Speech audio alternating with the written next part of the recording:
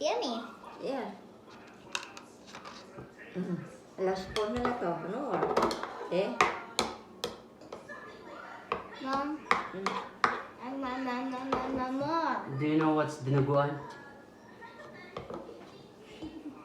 Do you know what that made of? Secret. Chocolate. I'm not gonna tell you. Mom, it's so good. I'm gonna tell you when you're like 18 years old. Yeah.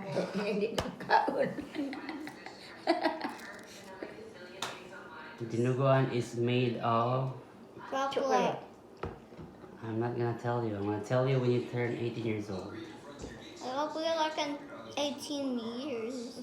Lara loves to eat dinuguan. Right? How do you like it? Yum. It's yummy. Yummy, no? Hot chicken. We call it black chocolate Not colored chocolate. in the Philippines. It's like a mud. Pie. But why do you like it? Huh? Yummy. Soft. It's soft.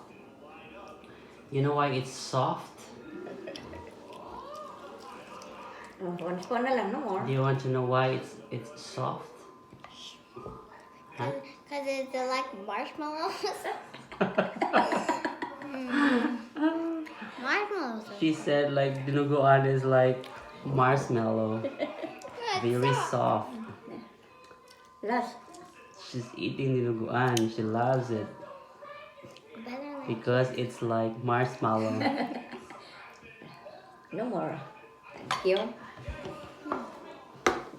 Do you know what dinuguan is all about? I'm gonna tell you when you turn 18. Bye.